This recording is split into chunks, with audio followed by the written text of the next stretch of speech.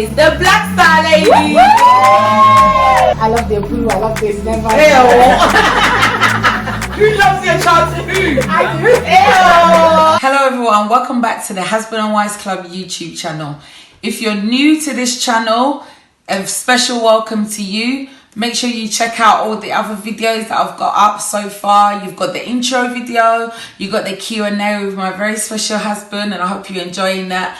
I do know that video is a little bit long, so I'll bear that in mind. Thank you all for your feedback, and I'm gonna make sure that I try and keep like all the other videos to maybe about 30 minutes maximum.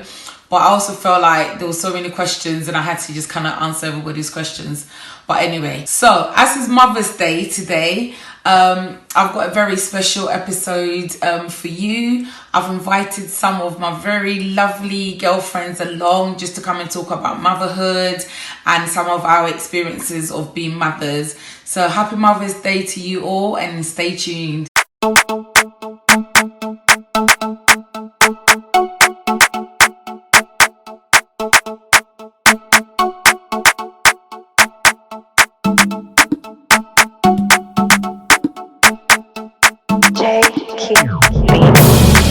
Hi everyone, I've got the BlackStar Ladies here. Yeah, I thought that was weak. Alright, I've got the BlackStar Ladies here. Is anyone actually going to explain why we're called the BlackStar Ladies? No. Does anyone remember? Because I don't. Wasn't it football? Yeah. Was it Was it football? It was football. No, it wasn't. Yeah. The World I Cup. think it's when we done the race for It life. was No? race for life. Yeah. No, but it was No. when we ran for Raven. Yeah. Yeah. Oh, Yes. So we had to do a race for life and we needed a name. So we called ourselves the BlackStar Ladies. So this is not all of us, but this is most of But us. where did we get the BlackStar Ladies That's what I'm from? saying, was Because we're all Yeah. Ghanaians and Tarina is our Black Star. Yeah. Yay! I'm Jamaican and Guyanese guy. I had the spice.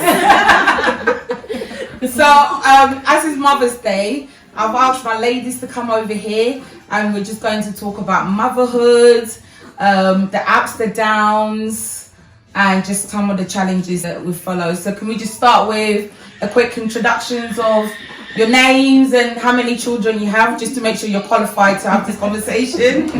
My name is Tarina. I'm a mother of one. Hey! My name is Gina and I'm mother of two. So I'm Abs and I'm a mother of twin girls. Yeah, Hello, Izzy and Gabby, love you. they're not actually gonna watch this. Mommy made it.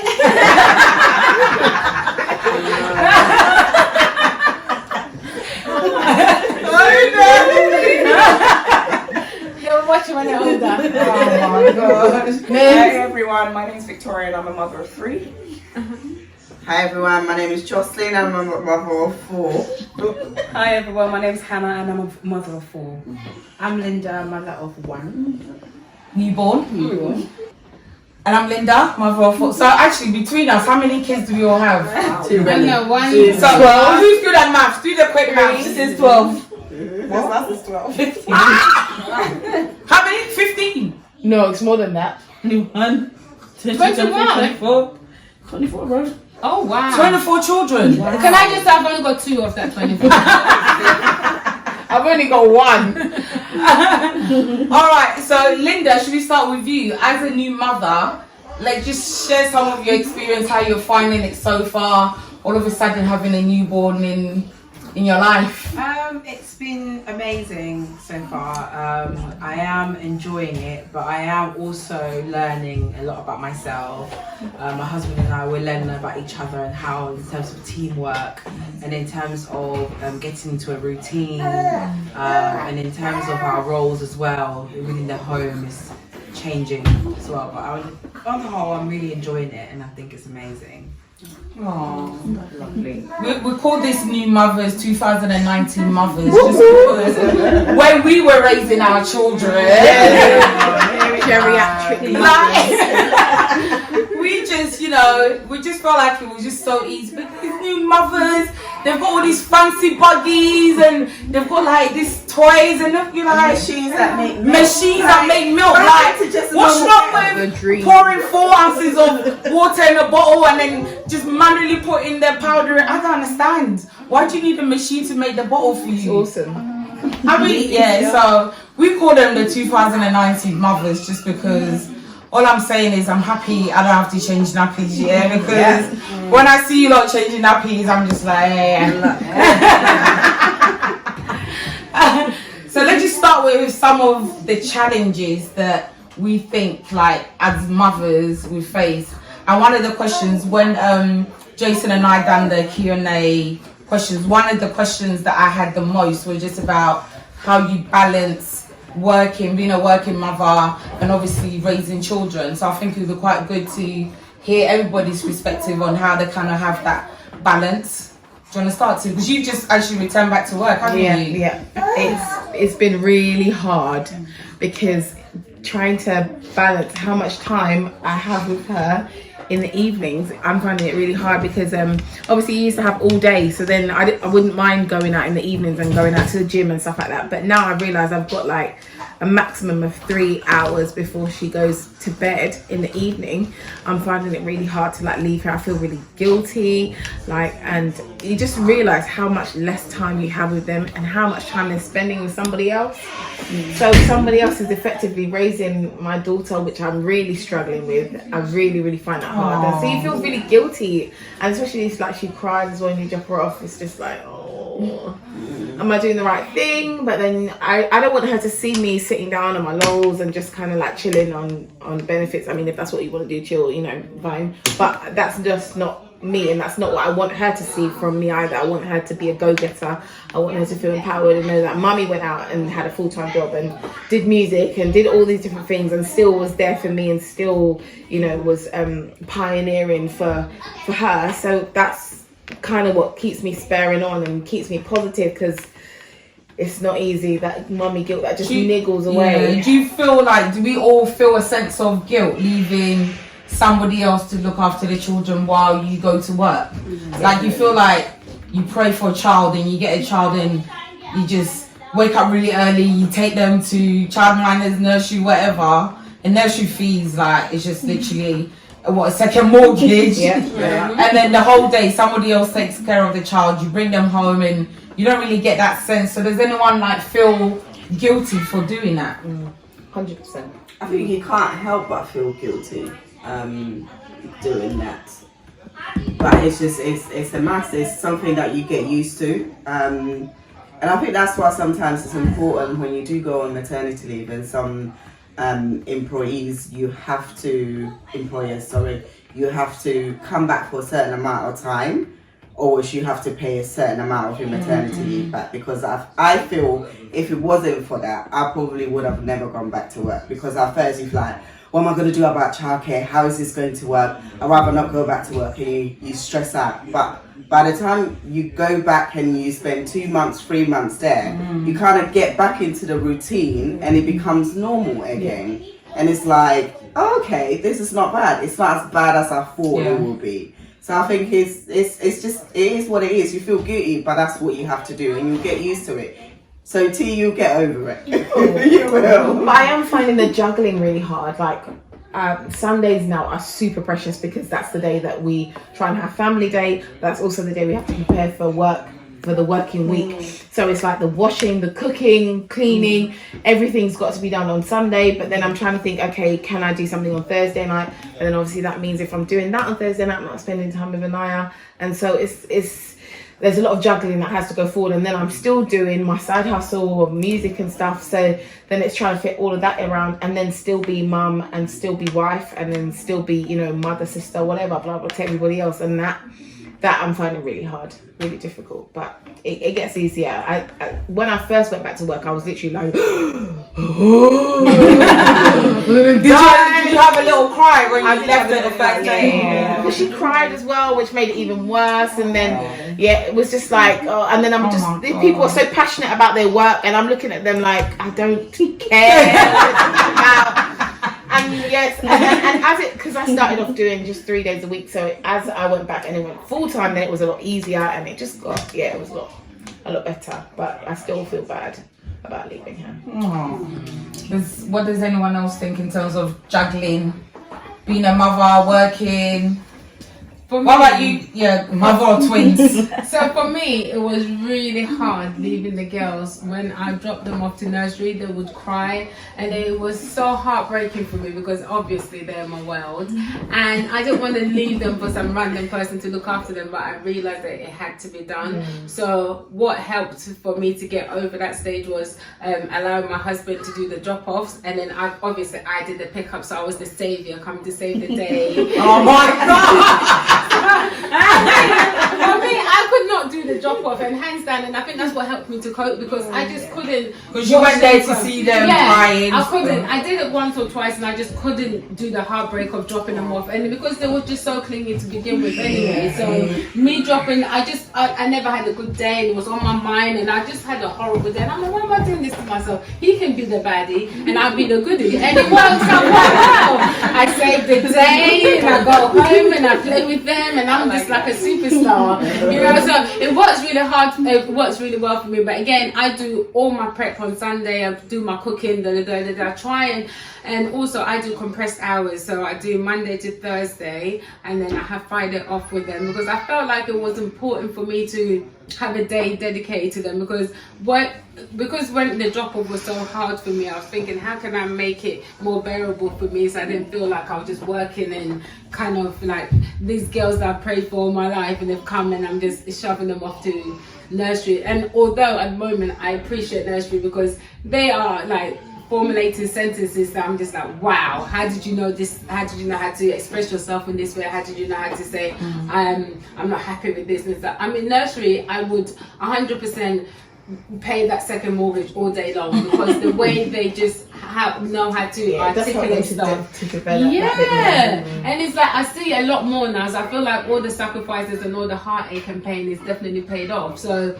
for me, it's been amazing, and prepping on the Sunday makes it easier for me to then make sure that when I come home that I'm not spending time in the kitchen again. I feel guilty when I'm cooking and then they want to talk to me and they want to show me this and I'm just like, yeah, I'm coming. And it feels like even Sundays, it feels like I'm in the kitchen all day. I feel like that. And I'm like, oh gosh, can't I do something productive with my day? And then when I go and sit down, it's time to eat dinner, it's time to bath, it's time to bed. And I'm like, oh. So I do feel guilty on the Sunday as well. So Saturday, I try and sneak off at church, so then I can just have a chill day with them in the sofa, or just chill, you know, not having to just come home and put them to bed and that's it. So I'm not an expert. I'm still getting to the grips of this whole motherhood, but I just feel like I'm enjoying it too much to even moan about anything. So that's my 2 pence. Honestly, I literally, when everyone talks about, oh, it's stressful and all of that, I don't get that. So when people are talking about the experience, I try not to add my 2 pence because I don't want anyone to think, oh, she's a sickly mother there that loves. I was like, I love their poo, I love this, never. Who loves your child's food? I do. I'm not gonna add my 2 pence because I'm a sickly mother, and it doesn't mean that my children are perfect. I'm just like, I just love their imperfections and I love everything. Yeah, but don't you think sometimes like that can get a bit overboard? I won't lip Like, someone. I can see you be one of those mothers that they go to parents' evening and you know the teacher said their child is done it. Who? My twins? Yeah. Never. The teacher's probably wrong, but Oh my God.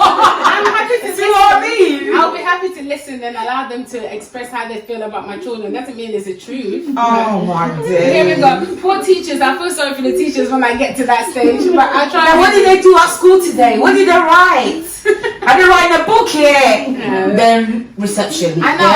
It's true. I do ask the nursery teachers, how's it going? I email them as well.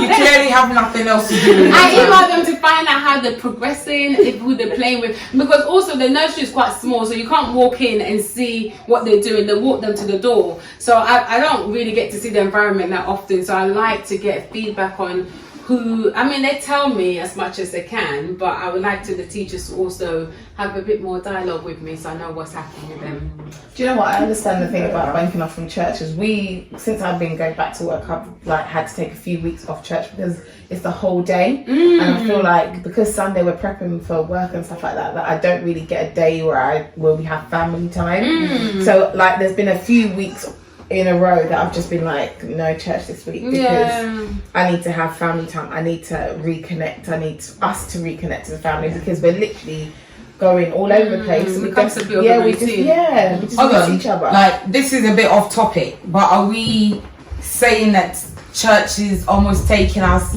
especially our church where we're at church literally the whole day on Saturday, are we saying that is somehow taking us away from our family time? Yeah, because you're in the routine, because in the no, but hold on, but when you're at church with your family. So is that not family time? It's not family time. No, not really, because your husband is here doing this, the children are playing here, and then by the time you're getting them into the car, it's late, and so it's not in the afternoon. I think it's fine to sacrifice the afternoon, because the morning session you have the summer school, so the children get a chance to play, interact, and do all of that. And then you have divine service, you hear the message, you have lunch, socialise, and then go. It doesn't have to stay until 6, 7, 8. And I just felt it was too much. I totally agree. I wish there was a format in our church that just did the morning, and then you could go and just be free for the afternoon and do family time, go for walks in the park and stuff like that. Because I feel like it's just so long. I don't get to see her. I don't get to see my husband anyway. He just comes and goes, so God knows where he is. But within the church. Within the church. I just say that. Okay, so it sounds like we're all kind of struggling with finding time for our family. So what are some of the things that people are doing to try and make sure that they make time for their kids or for their marriages or whatever? Somebody? With me, it's my hours for work are really long. Like I start work at 8:30 and I don't finish until 6:30. That's 4 days a week. Wow. And I find that when I come home, my kids they've had dinner, they're getting ready for bed. Wow. There's like no time. I only get that one day in a week, and it's not a set day. It's whenever day they give us that you have off, and you have no choice really. So what I do is I find that I make specific time to read with my daughter, 10-20 minutes when I get home. Make sure that I sit and I read with her. She's 9 years old. She has to read, obviously. You know, it's part of curriculum. It's just part of, so just sitting down reading with her for 10-20 minutes, just listening to her. And also with my son, who's 14, just talking to him and asking him about his day and what's been going on. Because with teenagers, I'm sure you guys that have teenagers, you understand the struggle with teenagers. So just sitting down and talking to him and listening to him, so that he feels that, okay, even though my mum is working and she's doing a good thing for us, she's still there and she's still making the time to talk to me, and not one of those mothers that come home and, I'm too tired, I can't talk, good night, go to bed, see you tomorrow. And so it becomes like a routine. But I have to find that time to sit down and talk to them and listen to them, and especially now that there's a baby in the mix. I've had a baby like just over a year ago, just under a year ago. I find that they probably might find that I spend more of my time with the baby. So it's like, mum has no time for us. So there'll be times where I will just, listen, baby, you just need to do your thing, live your life, crawl around, live your life, do your thing. And I have to sit down, even if it's while I'm doing my daughter's hair, just talking to her, while my son's doing his homework, just helping him with his homework, just interacting with them. So I find that does. How do you find the gap? Because there's a big gap between your last and then the baby. How have you found, like, it's almost like, do you feel like this is your first child? It's been a lot. I don't count myself as part of the 2019 But you are though. No, I felt like I've won the race, and then I went right back to the beginning again. You ran backwards. Oh my gosh, it's so many things that I'm getting used to again, like certain things that have changed, like certain, like even just making machines. There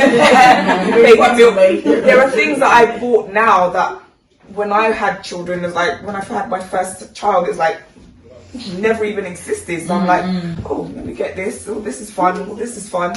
Half of the things I didn't even use. Half of the things ended up in my loft. It's like Put on eBay. I've still, yeah, probably will. I still kept it old school. Either eBay or just give it away to the up and coming mothers that 2020 mothers. 2020 mothers. Hey, Hannah, you're next.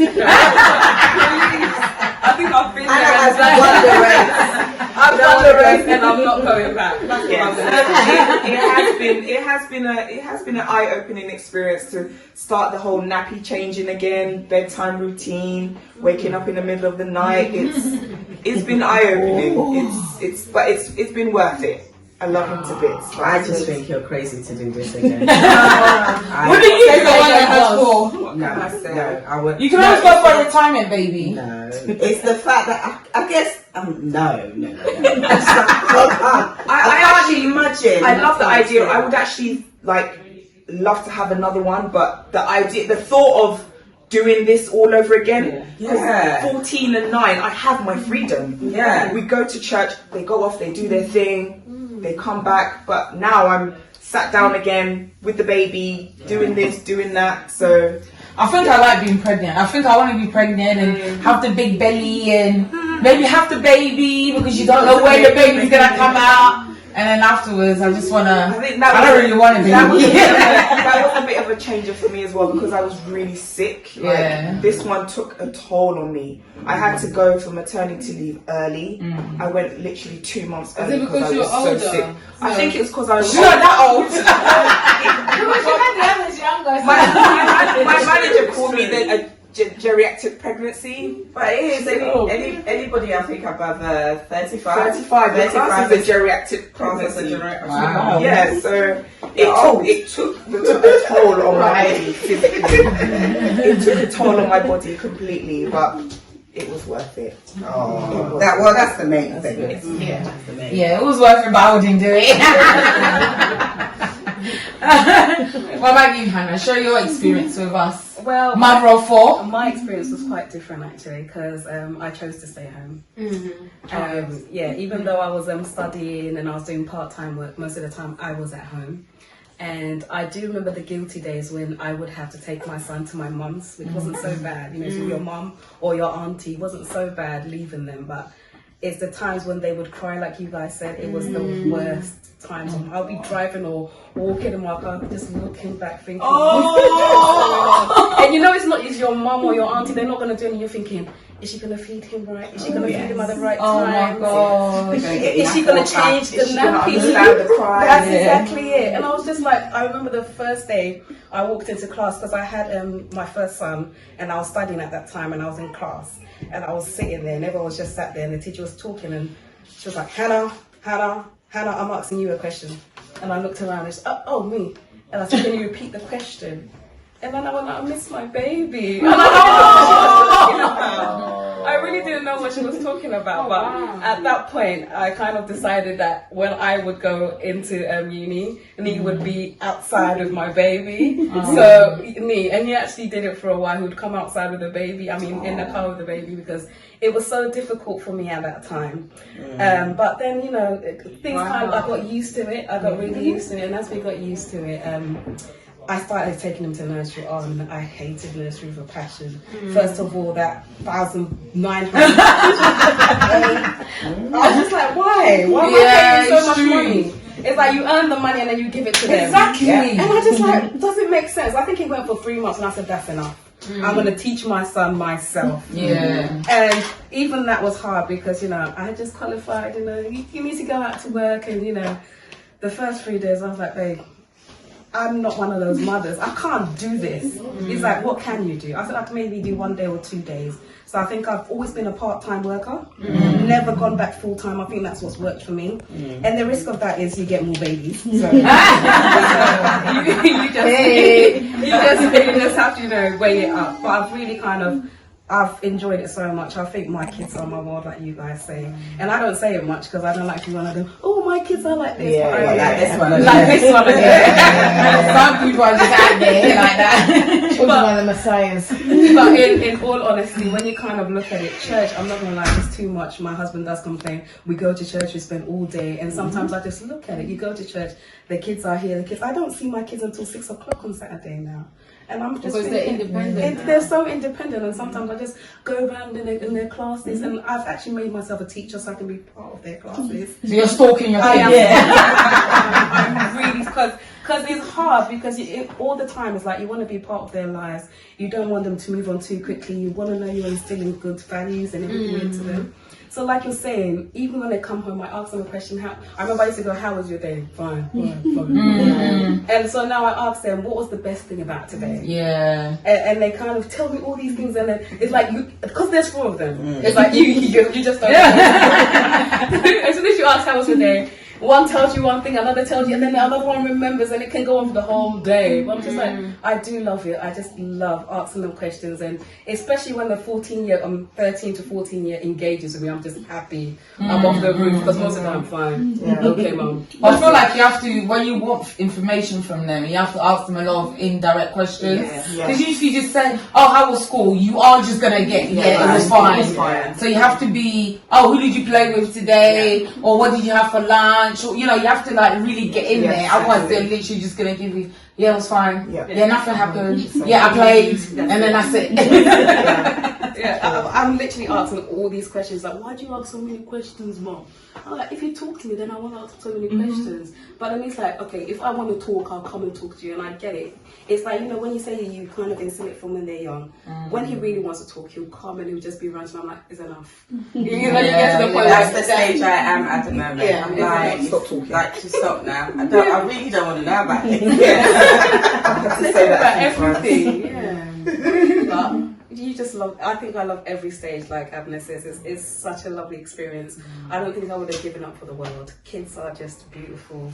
And like us that have 4 kids, do you find like people think that having 4 children is a lot of kids? Like, because I find like sometimes when people ask how many children do you have, and I say 4, they're always like, 4? They do. And I don't know if they think, oh, you look young for somebody that's got 4, or they just think, why the hell do you have so many kids? Like, I really don't know which one it is. I think it's all of that. And I remember when I started full-time work for the first time last year, and I went to a meeting, and they were like, oh, you're one of the girls. And I told them, actually, I've got 4 kids. I've been married however many years. They looked at me like, when did you do that? How are you doing that? How are you working? I was like, we're still people. We're still people. And I get what you say when they go like, 4, are you crazy? How do you sleep? How do you wake up? You get on with it. You do. You just get on with it, and I think that's the biggest thing. I think also because nowadays things are so, life is different compared to before. Things are so expensive. So people are like, 4 kids. So someone said to me today, I said, so how many children have you got? And I said, I've got 1. I was like, oh, when are you having the next one? Oh, no, not anymore. I was like, fair enough, that's your decision. I think nowadays things are just so difficult for people, and childminding, nursery, paying for 4 or 5 kids, you might as well just go bankrupt. Because it's so much. So. Because the family network has changed. Whereas your family, your mom, your grandma would do all of that. People have had to move from areas to places where they don't have the support network. London, because it's so expensive. So you don't have that network anymore. You have to use nurseries, and you have to use childminders, and they're not cheap. So Gina, I'm gonna come to you. I'm gonna put you on the spot now. How is being a parent as a single mother? It's difficult, I won't lie. My kids are 17 and 12, and I've been looking after them for a long while by myself. What I found difficult as they were growing was balancing work, balancing school, and balancing looking after them at home. When the older one was younger, I was studying. So I was studying at the time to be a nurse, or to be a midwife actually. Oh, were you? Yeah. You don't look like a nurse. What kind of career change is that? Wow, we've learned something new about you. Long story. Wait, she's a lawyer now. How? Very Yeah, long but that's story. like typical Ghanaian. It's like you either be a lawyer or a doctor or a nurse or something. So yeah, she's made her parents proud. Hopefully. But it was really difficult because with the older one, I had to drop him at the nursery right attached to my college. And whenever he went there, he was actually a really happy child. He was happy to go to nursery. He was happy to be picked up. So he never cried. It was the second one when I took him to nursery the first time. He cried his eyes out, and I had to sit there in the room with him for an hour just to watch him play. He wouldn't play. He was clinging to me, and it was miserable. And literally, I sat there. We were both crying, and it was just so sad. No, I'm sorry. And so to drop him off and then go to school, and then have to rush back to come and pick him up, it was difficult. I was studying in Stratford at that time, so it was literally you finish your whatever I'm doing at uni, and then I'm going to rush home all the way back to come and pick him up. And it was just such a happy reunion when I would pick him up. And as they were growing, how we spent time together, especially after school, after picking them up from nursery or school, was we had a downtime where we call the reading time or just the chill time. So I used to put it on Jazz FM, and then we'll sit there together and read their books. So the younger one will have time to read with me, then the older one will have time to read with me, and just to keep really chilled. And then we'll talk just before they go to bed. And then I think when the older one was younger, we used to I used to read a Bible book with them. So every day we did two pages. It was a little kiddies book, so we read it and then we talked about it, and then they'll ask questions about it. So that's how I found time to spend with them and to be with them. But I won't lie, it was difficult because I didn't have any babysitters. I didn't have family near to help me. My ex's brothers, one of them was very, very helpful, but he was very young at the time. He was about 13, 14. He used to help me out a lot. But then it was the thing of where you're leaving him with a 14-year-old boy who is fine. Maybe if it was a girl, you feel like she's more responsible, she's more caring. But he was very good. He helped me out a lot. And I did worry. I'm like, oh, is he looking after them well? Is he feeding them? But he did really well for me. And as we grew and as they've grown now, life is all right. The older one looks after the little one. When they finish school, we make sure that he eats, he does his homework. So by the time I've come home about 6:30, they've had dinner, they've had a bath, and then he's doing reading time. Then that's the time I get to spend with them, just a little while before. Done an amazing job. Thank you.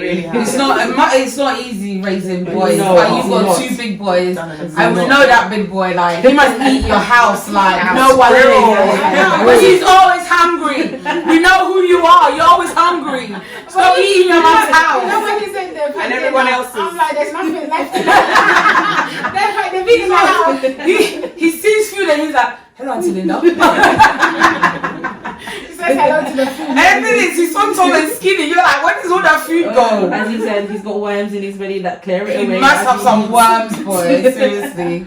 Wherever there's food, you will find him. Oh gosh. He eats a lot. I won't lie. I could do a shop for the week, and within It's gone 2 in like days, 2 days. Oh my I open the fridge. I'm gosh. like, Dijon, where's the food? You're not supposed to say his name. He's famous. He's famous. Check out the Dijon show. What's his YouTube? The Dijon show. The Dijon Show. Free plug. Free plug, yeah? You can thank me later. Give me a free actually. His audience is not appropriate to mine. It's been difficult, but it's okay. I've enjoyed Well it. done, girl. We're also proud of you. You've done a Thank good you. job. And you're not if you need any help, not with feeding your kids. We can't afford to feed your kids. Just to kind of round up, I want us to just go around and maybe just one piece of advice that you would give to a new mother or just somebody, probably just somebody like ourselves that is watching that might be experience difficulties with kind of balancing everything out, or the guilt that we've all kind of talked about. So just one piece of advice that you can give to a mother out there, or encouragement. I think with me, it has to be combined feeding. And I say combined feeding, not necessarily with powdered milk, But if you're going to solely breastfeed, I feel it's important for the baby not to get used to their breast. So express and to feed in a bowl, because that's something that I found very difficult. I found breastfeeding quite easy, which meant that my children kind of solely breastfed. And I wasn't, even though I intended to express and give it in a bowl, I didn't do that, which meant that they weren't able to feed on a bowl, and they wouldn't take the bowl, which made it really stressful because nobody else can feed them. And I was constantly attached to a child. And that's one advice. One group here, one group there. It was awful. So that's one advice I'll give to any new mother. Breastfeed if you want to do that, but also get them used to taking a bottle, even with the breast milk in there. I think it's very important for your sanity, for a little bit of independence, so you can just take 5 minutes away without feeling guilty about it. And that's Okay, Hannah, what about you? I would say, really, there's so much advice out there. Just stick to what you think is best for you and your child. Because I, like you're saying, I heard so much advice. Breastfeeding, just breastfeed. Don't give them no water, do this, do that, do that. When I decided to do my own thing, I think it worked for me. Just kind of go with your child. What you believe is best is best. That's me personally, that's what I think. Okay. Linda? Well, my 5 minutes of motherhood. Literally 5 minutes of 5 minutes with my motherhood. I think it's important that you make time for your partner and don't let the baby consume you. It's very, very easy for that to happen. So I think that's my that's a nice advice. Yes. Thinking about the fathers too. Yeah, think about their needs. Father's life matters. I think my advice would be enjoy your time with the baby. I know newborns can be stressful, and finding routines and listening to people's advice, everybody putting their 2 pence in. Enjoy your time with your baby. Just sometimes just you and your baby just there together. No, you can go. Yeah, just enjoy the time you have with your baby. Take lots of pictures because they grow up so quickly. Just take pictures to have that memory. Just enjoy the time. Just enjoy. That's number one for me. Mother of twins? So I would say chill. First of all. What? You know what? Chill. Yeah, I'll say chill. Are you taking your own advice? I'm taking my own advice, bearing in mind I've had twins. So with me, obviously I went crazy and bought bows all colours, bubbles all colours. I bought everything because I just wanted them to have everything, every outfit, everything. And it's like you can't help when you're a first time mother, but to go crazy. So that's why I say chill. When I say chill, just take it easy, you know. Obviously, I'm not going to take my advice for the next one, but I'm telling you because it might help you. I just feel like, you know, I'm just going to give you that advice. Like some of my friends have said, you don't have to take all the advice. Because I'm not really sure if I have another girl, I won't go and buy all the bows. But I feel like it's really hard not to get all caught up in the moment. What I wouldn't do is buy expensive buggy and all of that stuff, because I think I went to buy the top end of everything because I want them to have the best of everything. But one thing that I guess I've learned in my 3 years of motherhood is you can have that money in the bank and give it to them when they grow up, get them a car and all that sensible stuff. So I mean, I'm learning now that if I want to buy them something really costly, I'm like, actually no, they'll benefit a bit more if they go to uni or when they're ready to buy a car and stuff like that. So really, when I say chill, I would take my advice in the sense of chilling on the amount that I spend on them and making sure that I'm not buying so many. Like if they go to a party and enjoy playing with something, I'm like, oh, maybe they want it, and I'm just like, nah, they just enjoy playing with it at that time. It's alright if they don't have it. They're not. Because you always have the guilt of, am I giving them enough? Am I doing enough? So sometimes you invest in all this. Like my house is full of toys, and I'm just thinking they just play with the surface bit. They're not touching the bottom bit. So I just, again, I'm always telling myself I need to chill sometimes. But then you go out and just spend anyway. I don't think I chill enough, really. That's why I need to chill. What about you? So my advice would probably go to all the single moms. don't be afraid to continue with your career aspirations. I know we talked a lot about guilt, which I did. I felt a lot of guilt as I was studying, and they were going to nursery or going to school after school club. School club was another thing. But I think what we do to ourselves as women, we put so much pressure on ourselves that we have to be at home, and it works for some people. But I didn't want my children to see me as a failure, in a sense. I didn't want them to look at me and think, well, she didn't go to school, she didn't finish education, she didn't got a job, she's at home doing nothing. I didn't want that. So I just want to encourage the single moms out there to continue with your aspirations, and when they see you, when you grow up, or when they see you in your careers, they'll appreciate it. It's something that they can also look up to. So this is my advice. Oh, thank you. And our Jamaican spice. One thing I'd like to say to the new mums out there is that you're doing an amazing job. It's the hardest but most rewarding job in the world. So follow your gut. Your gut, like, no matter what advice you get from people, your gut normally is like correct in how you feel about your baby. So be assertive. If you don't like it, say you don't like it. Say your reasons if you don't like it, and then find a solution and move along with it. So that's advice I give. Oh, ladies, thank you very much for joining us. And if you're watching, I hope that you've been able to kind of take some encouragement from hearing everybody's experience of motherhood and kind of the guilt and I think it's safe to say that we've all feel that guilt or felt that guilt one way to the other. So don't feel too bad about it as well. So we hope that you all have a good Mother's Day. And ladies, I just want to say, like, I really appreciate you guys, and I just think all of you are really fantastic mothers, and we're all collectively supporting each other and doing a very good job. So happy Mother's Day, and thank you for joining us. Come on, girls, group hug! All right, back